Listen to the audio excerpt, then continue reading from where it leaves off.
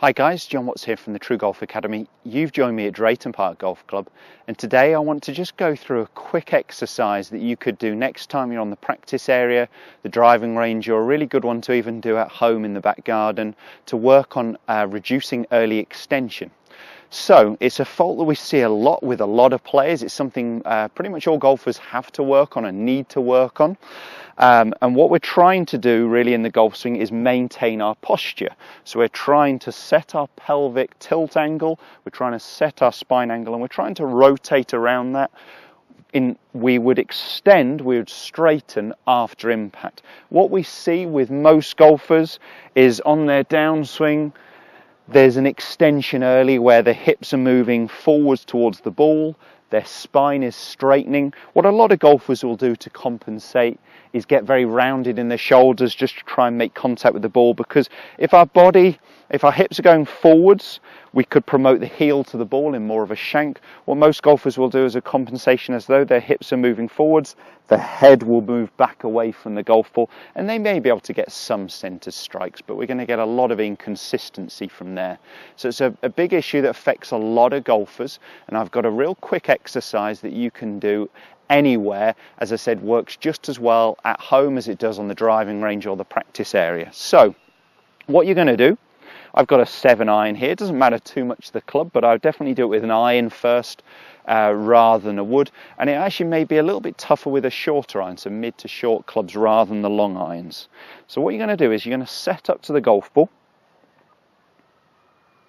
in normal posture, distance away from the ball for a full 7-iron. Then what I'm going to do is I'm sliding the club through my hand, so I'm gripping a couple of inches, or a good couple of inches down the handle, so my right index finger, right thumb is actually sitting on the steel of the shaft. If I'm gripping down it by about 2.5 inches, I want the club to be hovered above the ground by about 2.5 inches. And actually you'll see the ball is also nearer the toe edge of the golf club because I've effectively shortened the club. So I'm not going to try and compensate by getting any closer to it. What I'm going to do with this exercise, the club is going to stay hovered above the ball, nearer the toe end. What I've got to do is make a backswing, and on the downswing, to try and hit that golf ball, I've actually got to feel like I increase my spine angle by pushing my backside out, increasing my pelvic tilt, increasing my spine angle. It's not enough just to actually try and practice these things. We normally need to feel like we overdo them in an exercise. We're very stubborn to change. To really make an improvement, we need an exercise that gets us over-exaggerating the move, so when we actually go ahead and hit some standard shots, some stock shots, then we're doing it more naturally. So go ahead and do these as an over-exaggeration. So I'm going to set up to this one, normal 7-iron setup. I'm going to slide the club through my hand, so I'm right down the bottom of the handle, so I'm hovered above the top of the golf ball. Okay, and I'm going to be making a normal backswing, and on the downswing I'm really going to feel like I'm tilting forwards towards the golf ball. My head is actually going to go towards the golf ball rather than my hips going towards the golf ball.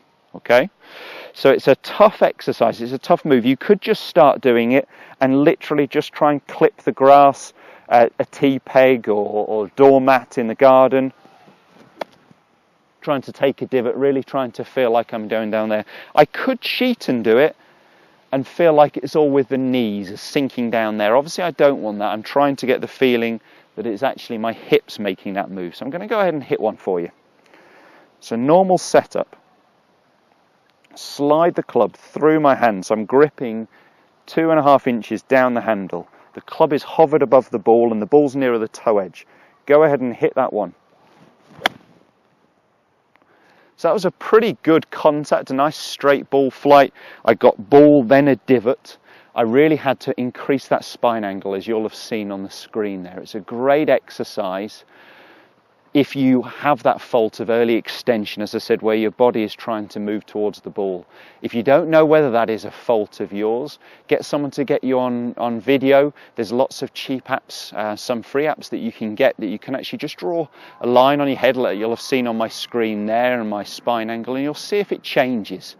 What you see with the elite golfers is they set their posture and they maintain their posture during the swing. It doesn't straighten until after impact, and that's really what we're looking for. I hope that video's helped. If it has, please make sure you subscribe to the channel, like the video, and check out the channel for plenty of other content coming Monday, Wednesday, and Friday. Thanks, guys.